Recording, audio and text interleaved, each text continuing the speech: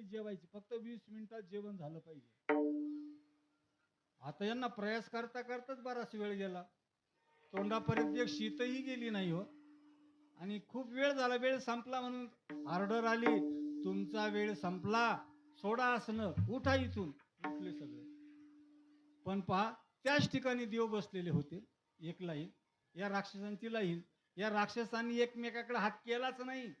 देवांनी विचार केला, इथं हात बांधले ना, उपाशी राहायचं नाही, सगळ्यांनी पोटभर खायचंय. मग काय केलं, इकडच्या पंक्तीच्या देवाने ताटातला घास उचलायचा, इकडच्या देवाच्या तोंडात ठेवायचा.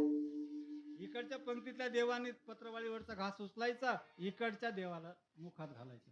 सगळ्या पत्रवाळीवर वाढलेलं संपलं. 20 मिनिटात ते पोटभर जेवले.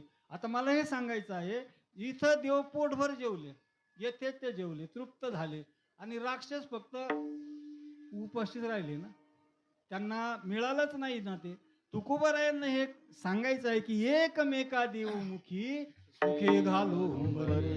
एकमेकाच्या मुखात देणं हा तर काला आहे ना, मग दुसरा कोणता काला आहे अजून? एकमेकाच्या मुखात घालणं हाच काला आहे, एकमेकाने एकत्र येणं हाच काला आहे. आणि पहा, असा देवांनी समोर एकमेकांना भरवलं, एकमेका देवमुखी सुखे घालो अंबरी. बघा, तुकोबाराय, तुम्ही हा काला एकमेकाला देतात, तो खाण्यासाठी इथे येतात. आणि बघा, काला तोच देत असतो, त्यालाच अधिकार असतो. सेवी तो हा रस वाटी तो आणि का, ज्याने तो त्या रसाचं सेवन केलंय, अनुभवलं आहे, त्याला माहिती आहे. सेवितो आणि वाटितो दोघं क्रियापदच आहेत ते, पण जो सेवन करतो तोच वाटू शकतो ना, त्याला त्याची भूती आलेली आहे. म्हणून संत जीवन हे दुसऱ्यांच्यासाठी असतं, स्वतः अनुभवलेलं दुसऱ्याला सांगत असतात. मग तुकोबारायांना विचारलं की महाराज, एवढा सुंदर काला, हा काल्याचा प्रसाद तुम्ही आता नेमका कुठं करणार? तू का म्हणे वाळवंट, तू का म्हणे वाळवंट,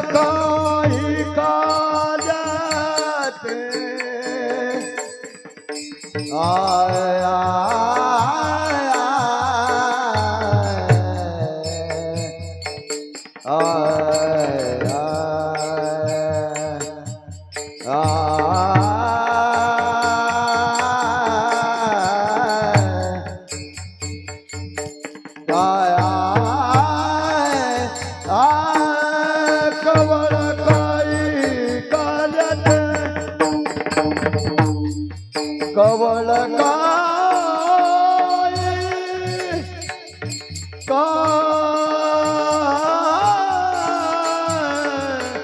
हरी कवळ काही कायाचे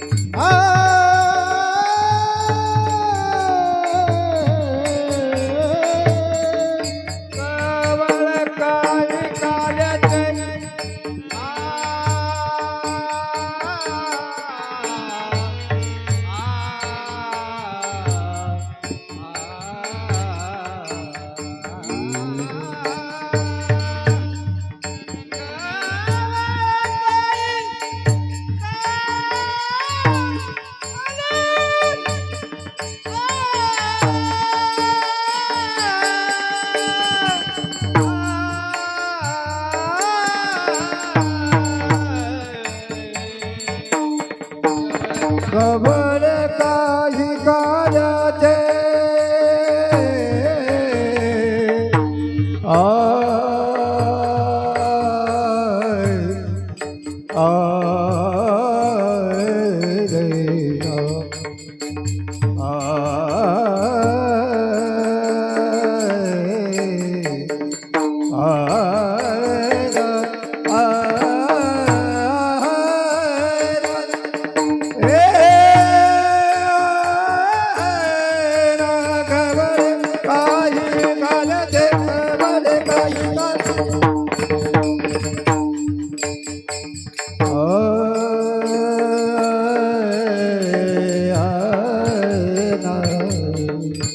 कबळे काही कवळ काही काल्याचे कबळ काही काल्याचे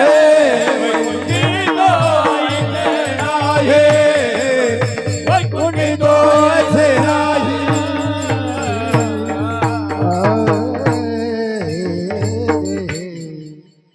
तुका म्हणे वाळवंट भरवे नीट उत्तम.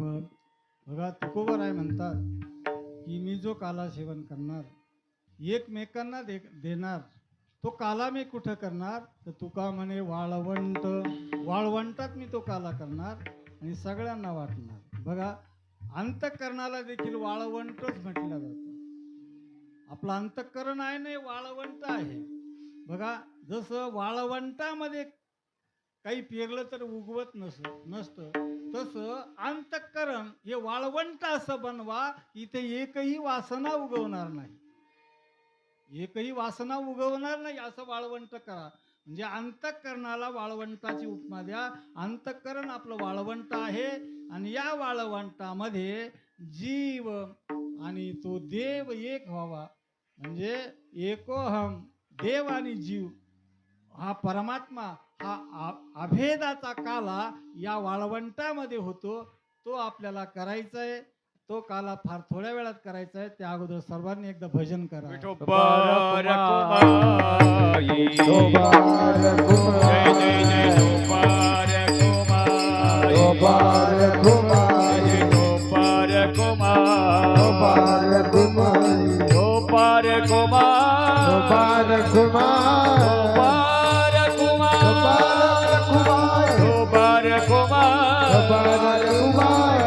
गोपाल कुमार विठोबार कुमाई. गोपाल कुमार विठोबार कुमाई. गोपाल कुमार विठोबार कुमाई. गोपाल कुमार विठोबार कुमाई. गोपाल कुमार विठोबार कुमाई. गोपाल कुमार जय जय विठोबार कुमाई. गोपाल कुमार जय जय विठोबार कुमाई. गोपाल कुमार जय जय विठोबार कुमाई. गोपाल कुमार विठोबार कुमाई. गोपाल कुमार विठोबार कुमाई. गोपाल कुमार जय जय विठोबार कुमाई. गोपाल कुमार जय जय विठोबार कुमाई. Gopal Kumar विठोबार कुमाई. विठोबार कुमाई. Gopal Kumar Nubare kumai, Nubare kumai, Nubare kumai, Nubare kumai, Nubare kumai, Nubare kumai, Nubare kumai, Nubare kumai, Nubare kumai, Nubare kumai, Nubare kumai, Nubare kumai, Nubare Jai Jai Nubare kumai, Nubare kumai, Jai Nubare kumai, Nubare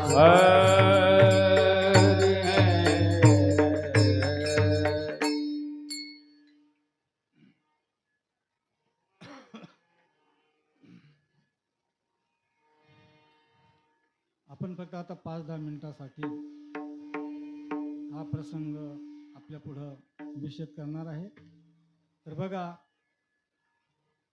ज्या ज्या वेळेला अशा काही समस्या निर्माण होतात, ज्या ज्या वेळेला प्रवृत्तीचा आणि निवृत्तीचा समतोल ढासाळल्या जातो, त्यावेळेला प्रत्यक्षात अखंड कोटी ब्रह्मांड नायकाला या ठिकाणी प्रगट व्हावं लागतं. विठ्ठल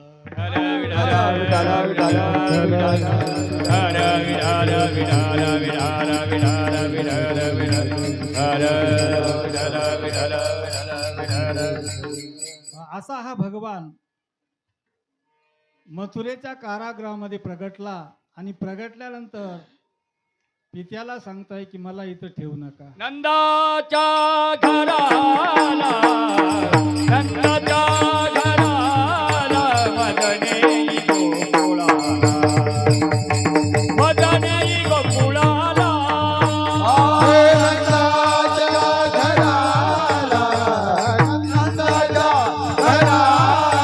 मदने गोकुळाला, हे माया उपदती ते एवियानी मद येते, माया उपदारी येते, देवी मदारी येते. हे नंदाच्या घराला, नंदाच्या घराला मदने गोकुळाला, मदने गोकुळाला, नंदाच्या घराला, नंदाच्या घराला, मदने गोकुळाला, हे मदने गोकुळाला. हो, असा हा त्या कारागृहामध्ये जन्मलेला बाळ पित्याला सांगतो आहे. का सांगतो याची कारण आपल्याला माहिती आहे. आणि पित्याला सांगितल्यानंतर पित्याने सुद्धा काहीही वेळ न करता लगेच त्या बाळाला घेतलं, नंदबाबांच्या वाड्यामध्ये आणलं आणि नंदबाबांच्या पुढ्यात असलेली ती माया तिला घेऊन ते परत गेले. बघा, असं घडलं ज्या वेळेला त्या वसुदेवाच्या डोक्यावर तो भगवान होता, त्यावेळेला यमुनेने वाट दिली नाही सहजासहजी. यमुनेची विनंती करावी लागली, विनवणी करावी लागली, तेव्हा कुठे यमुनेने वाट दिली? तेव्हा कुठं वाट दिली? यमुनेची विनंती केली तेव्हा ते आतमध्ये शिरले. आतमध्ये शिरल्यानंतर ती यमुनाच एवढी वाढायला लागली, वसुदेवाच्या गळ्यापर्यंत कानापर्यंत गेली ती यमुना एवढी वाढायला लागली. तिच्या वाढण्याचा आशय हा होता की यांच्या डोक्यावर असणारा जो बाळ आहे तो माझा जावई आहे, त्याचं मला दर्शन घ्यायचंय. म्हणून ती यमुना एवढी वाढती आहे. आणि कृष्ण भगवंताच्या लक्षात आलं त्या बाळाच्या, ही यमुना अशीच जर वाढत राहिली तर माझ्या बापाच्या कानात, डोळ्यात, नाकात पाणी जाईल आणि उद्या लोक असं म्हणतील की काय मुलगा जन्माला आला आणि बाप गेला. मग देवाने वरून पाय खाली केला. पुरतडाला चाट लाविला अंगूठ, त्याची लाविला अंगूठ, त्याची लाविला अंगूठ, पुढे चढला त्याची लाविला अंगूठ, त्याची लाविला अंगूठ, लाविला अंगूठ. हो, हा आचाटपूर जो वाढला ना त्याला अंगुष्ट लावला देवाने. देवाला वाटलं माझ्या बापाचा जर असा या पाण्यात बुडून हे झालं तर लोक मला नावं ठेवतील. म्हणजे बापाच्यासाठी एवढं छोट्याशा बाळाने विचार करावा, माझ्या बापाला दुःख होऊ नये, तो छोटासा बाळ हे करतोय. अशीच बाळं असतात ना, वाढवी महत्व वडिलांचे. हीच बाळं वडिलांचं महत्व वाढवतात. नाही तर खूप मोठे शहाणे होतात तर वडिलांना बुडवताना स्वतःही बुडतात.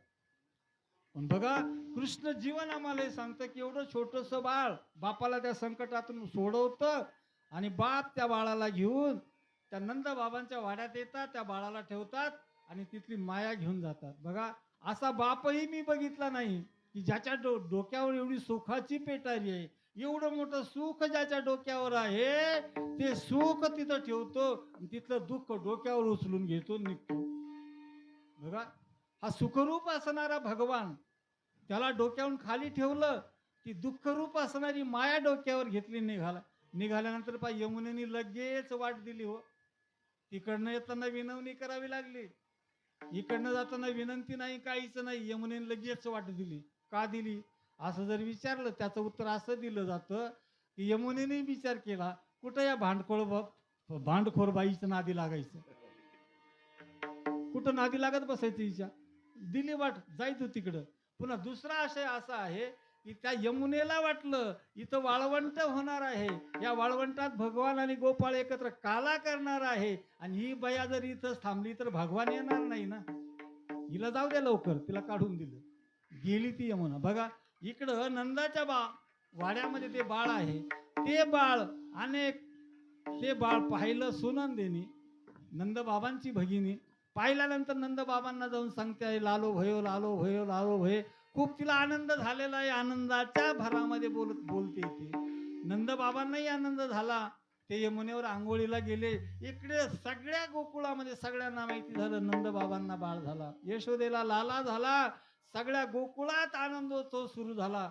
आपण कशा प्रकारे तो गुढिया तोरणे, गुढिया तोरणे, गुढिया तोरणे, गुढिया तोरणे. गोडिया तोरणे, गोडिया तोरणे, गोडिया तोरणे, गोडिया तोरणे. करती कथा गाती गाणे, करती कथा गाती गाणे, हे करती कथा गाती गाणे, करती कथा गाती गाणे, करती कथा गाती गाणे, करती कथा गाती गाणे, करती कथा गाती गाणे, करती कथा गाती गाणे. बाळकृष्ण नंदा घरी, बाळकृष्ण नंदा घरी, बाळकृष्ण नंदा घरी, बाळकृष्ण नंदा घरी. हे बाळकृष्ण नंदा घरी, बाळकृष्ण नंदा घरी, बाळकृष्ण नंदा घरी, बाळकृष्ण नंदा